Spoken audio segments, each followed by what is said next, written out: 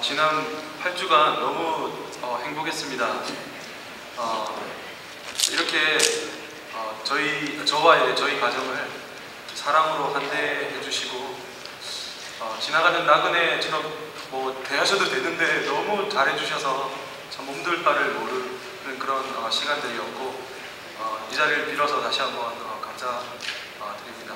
저는 이제 좀 있으면 이제 입학한 애기 때문에 언제 나올지 모르기 때문에 이제 잭슨으로 가서 항시 이제 좀 대기를 해야 될 그런 상황인 것 같고 앞으로도 서로를 위해서 기도하고 저도 참빛 교회를 위해서 늘 마음속에 많이 있습니다. 정말 이 교회를 통해서 하시고자 하는 그 하나님의 일들을 생각하며 지금도 가슴이 뜨거워지는데 위해서 열심히 기도할 수 있도록 하겠습니다. 부족한 저희 가정을 위해서도 계속 기도 부탁드립니다.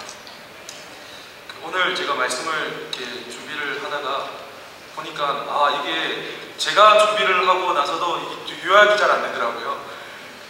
그래가지고 좀 약간 복잡한 것 같아서 이 핸드아웃을 하나 만들어야겠다 오늘 그런 생각이 들어서 여러분들 다 받으셨죠?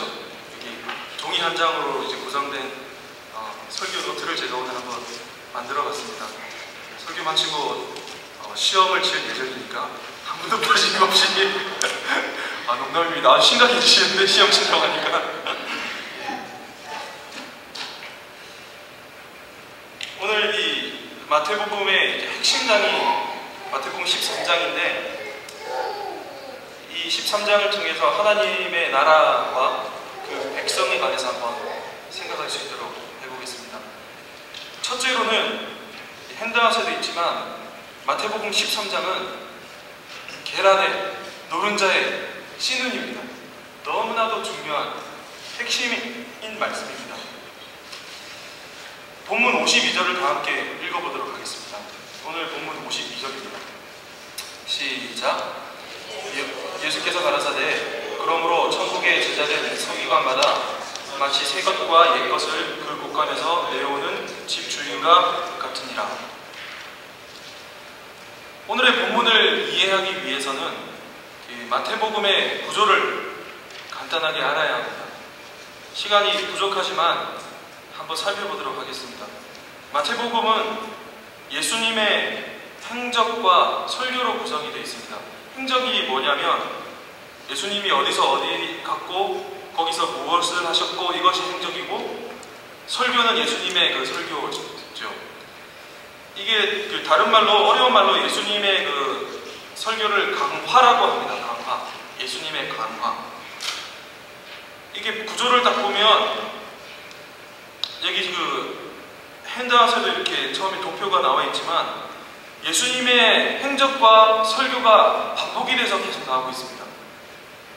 A를 보면 1장에서 4장은 예수님의 탄생 기사가 나오고 그 다음에 5장에서 7장은 예수님의 설교, 산상보훈이 나오고 C에서는 예수님의 기적이 나오고 그 다음에는 10장은 선교에 관한 예수님의 설교가 나오고 11장, 12절은 이 세대에 의해서 배척당하신 예수님이 나오시고 26장, 28절은 예수님의 순환, 죽으심, 부활 이렇게 나오고 23장, 25절은 종말에 관해서 예수님께서 설교를 하시고 그 다음 절은 예수님의 권위와 초대에 대해서 얘기하고 그 다음은 교회에 대해서 설교를 하시고 그 다음에 14장, 17 여기는 이제 제자들에 대한 예수님의 환영 이렇게 나와 있죠.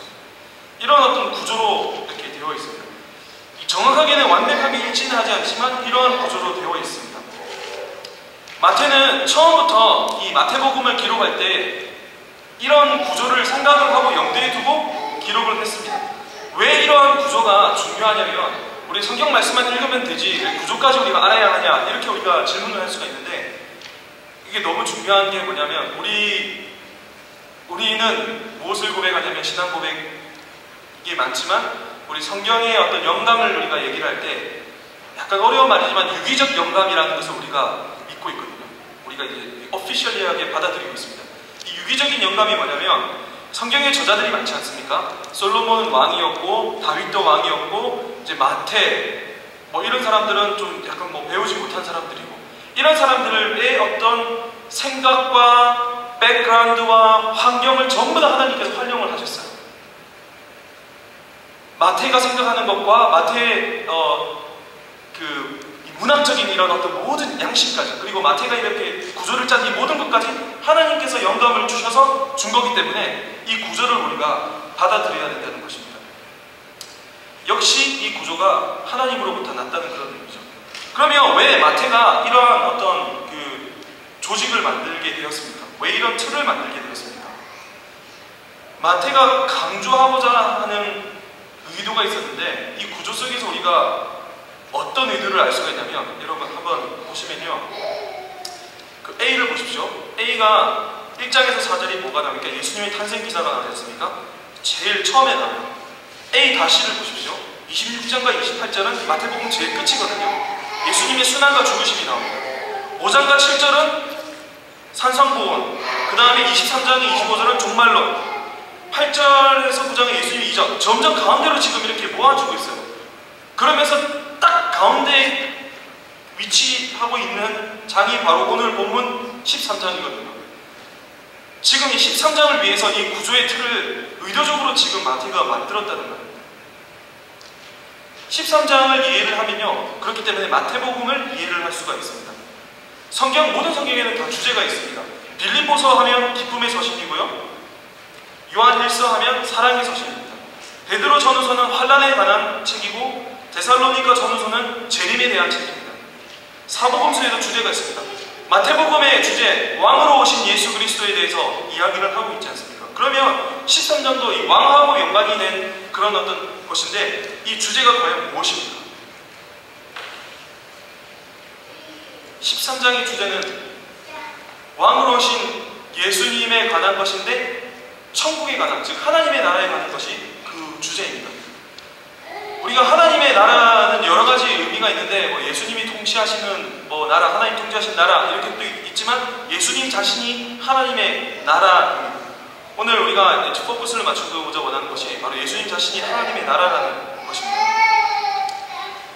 예수님께서는 이 이야기를 말씀하실 때, 진리를 말씀하셨을 때 꼭 쓰셨던 방법이 있는데, 그것은 바로 비유입니다. 비유의 기능은 뭐냐면, 하나님의 백성들에게 비밀을 알리시기 위한 기능이 있습니다. 그렇기 때문에 서기관이라든지 제사장이라든지 아니면 그 당시 어떤 타락한 종교 지도자들은 절대 이해를 할 수가 없고, 택함받은 하나님의 백성들은 그 비유를 이해를 할 수가 있는 것입니다. 그렇기 때문에 성경을 읽으면서 비유가 나오면, 아, 이건 반드시 하나님의 백성에게 주시는 말씀이다라는 것을 여러분 염두에 두시고 읽으셔야 합니다. 그런데 이 중요한 비유가 13장에 무려 몇 개나 등장하냐면 7개나 등장합니다. 13장. 예수님께서 핵심적으로 얘기를 하려고 했는데, 아니 직설적으로 얘기를 안 하시고 이 비유로 7개를 틀어서 얘기를 하신다는 겁니다. 그만큼 이 13장은 중요하다는 것입니다. 그렇다면 7가지 비유가 이제 등장한다고 했는데, 이 7가지 등장이 의미하는 바가 무엇입니까? 제가 이거 답을 제가 써드릴까 하다가 그럼 너무 재미없을 것 같아가지고 이렇게 빈칸을 만들어 놨는데, 한번 여러분들 아주 쉽습니다. 제가 답을 다 드리기 때문에 한번 천천히 한번 생각해 보시면서 한번 맞춰보시기 바랍니다. 7가지 비유가 나온다고 했습니다. 7가지 비유, 우선 씨 뿌리는 비유, 겨자씨 비유, 누룩 비유, 이렇게 3가지가 나오지 않습니까? 첫 번째 이 비유는 이게 무슨 말이냐면, 이 3가지의 공통점이 뭐냐면, 하나님의 나라는 지금 현재 자라고 있다라는 그런 의미로 쓰이고 있습니다. 그리고 밭의 감추인 보화, 그 다음에 값진 진주, 이것은 무엇을 의미를 하냐면, 천국은 너무너무 소중한 것이기 때문에 우리가 반드시 소유를 해야 된다는 뜻입니다. 그리고 마지막 가라지와 그물의 비유, 이것은 무엇을 의미하냐면 그릇된 천국에 대한 그림을 보여주고 있습니다. 오늘날의 참 그릇된 종말론 때문에 많은 그게 있지 않습니까? 오늘도 제가 운전하면서 오는데 그 라디오에 그런 얘기를 하더라고요. 지구 종말에 관해서 이렇게 그 토론을 하는데, 2012년도에 그 마야의 어떤 달력에 의하면 그 행성이 일렬로 줄을 쫙 설 것이고, 그때 되면 지구 멸망이 온다. 2012년 12월 21일인가? 아무튼 그때 멸망이 온다. 이렇게 해서 패널들 초청하고, 그 다음에 저희하고 약간 상관없는 약간 자유주의적인 학자인데 그 계시록 그 책을 쓴 저자가 나와가지고 토론을 하고 그렇게 하더라고요.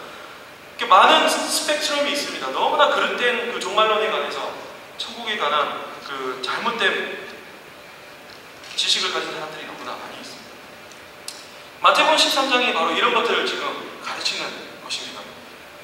이 7가지 비유를 말씀하시고 난 다음에 예수님께서 뭐라고 말씀하시냐면 이 모든 것을 깨달았느냐라고 말을 하고 있습니다.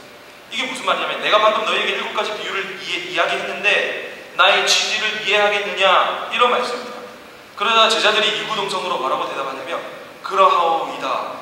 예, 이해를 합니다. 이렇게 대답합니다. 그러자 예수님께서는 그러므로 라고 말씀하십니다. 이게 여기서 이제 그러므로가 이제 중요한 겁니다. 오늘 본문에 이제 상당히 중요한 건데 그러므로가 무슨 말이냐면 너희들이 천국의 비밀을 이제 깨달았으므로 지금부터 하는 말이 중요하다라는 말씀입니다. 그리고 나서 예수님께서 오늘 본문의 중요한 말씀을 하시는 거거든요. 52절에 그러므로가 나오지 않습니까? 그렇죠?